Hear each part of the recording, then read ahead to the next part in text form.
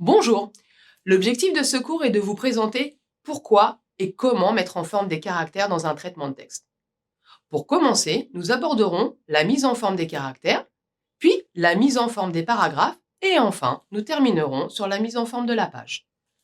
À l'issue de cette présentation, vous saurez pourquoi et comment mettre en forme des caractères, comment mettre en forme des paragraphes, mais aussi comment et pourquoi mettre en forme la ou les pages de votre document.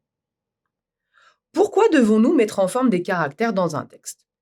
Tout simplement parce qu'un logiciel de traitement de texte permet de saisir, de mettre en forme et d'imprimer du texte, mais aussi de conserver des documents avec du texte.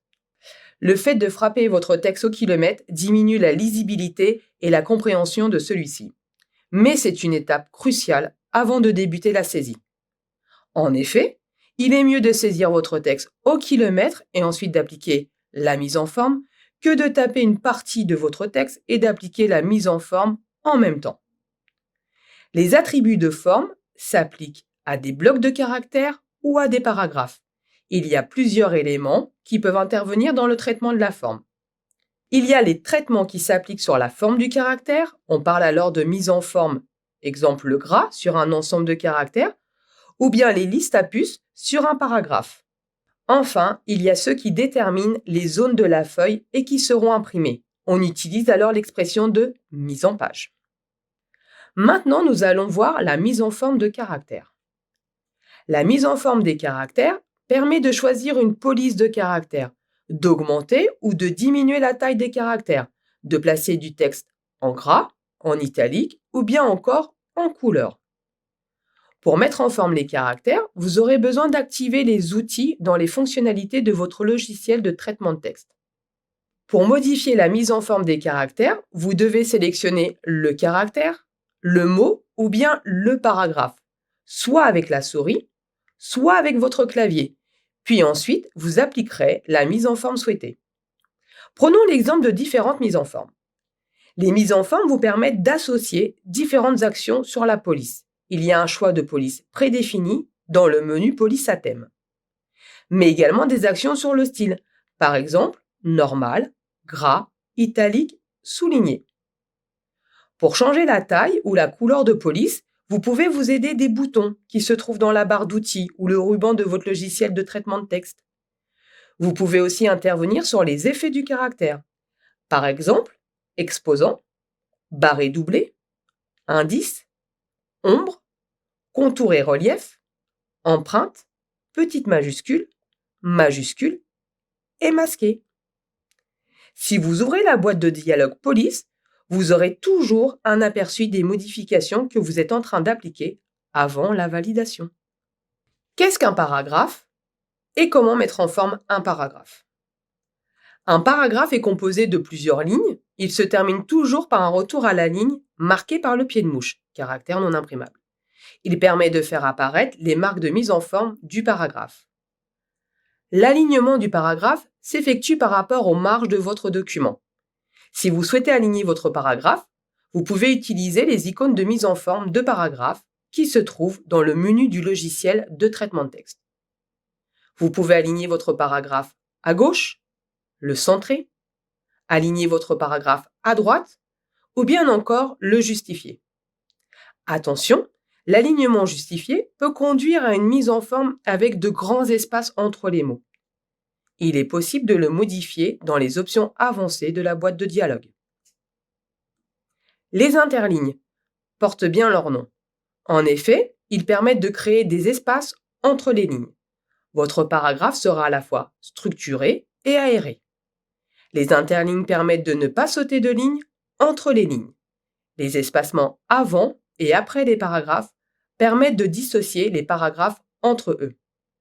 Ces espacements se calculent en points ou en centimètres. Les enchaînements, ce sont les veuves et les orphelines. Ils permettent de consolider votre texte. Éviter les veuves veut tout simplement dire éviter que la ligne soit seule en bas de votre page. Et éviter les orphelines veut dire éviter que la dernière ligne soit seule en haut d'une page. Mais attention, ce sont des options que vous devez activer. Vous avez la possibilité d'appliquer des options sur la mise en forme des lignes et des paragraphes, de les rendre solidaires. Vous retrouverez ces commandes dans la boîte de dialogue des paragraphes, onglet Enchaînement. Pourquoi mettre en forme des pages?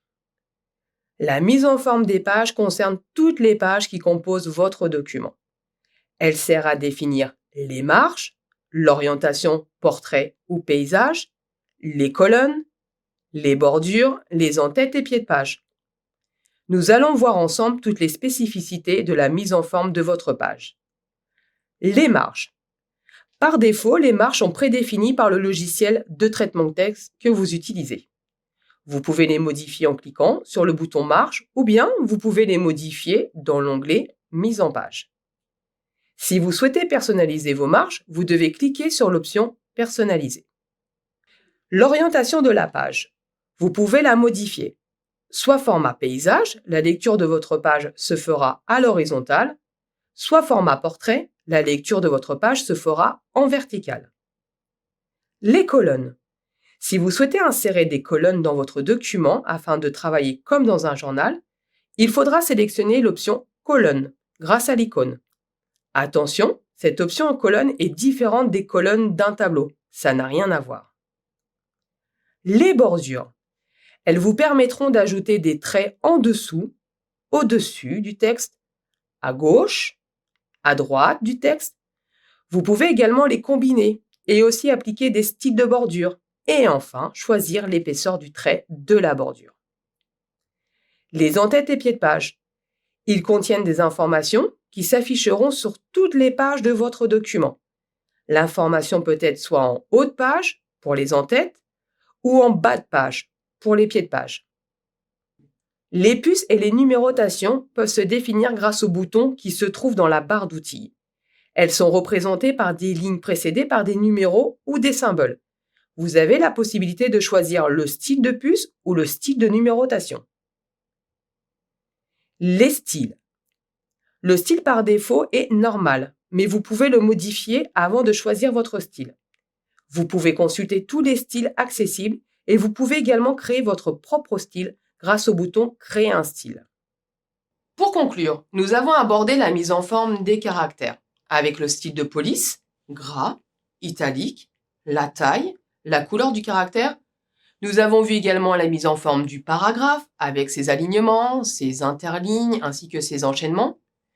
Nous avons vu aussi la mise en forme de la page avec les marges, l'orientation de la page, l'insertion des colonnes mais aussi des bordures, les en-têtes et pieds de page et enfin les puces. Toutes ces actions peuvent se faire soit sur le contenu de votre page, par exemple les caractères, les paragraphes, soit sur votre page avec l'orientation en format portrait ou paysage. N'oubliez pas que le fait de mettre en forme votre document rendra sa lisibilité plus facile et plus agréable. Votre lecteur vous en sera reconnaissant.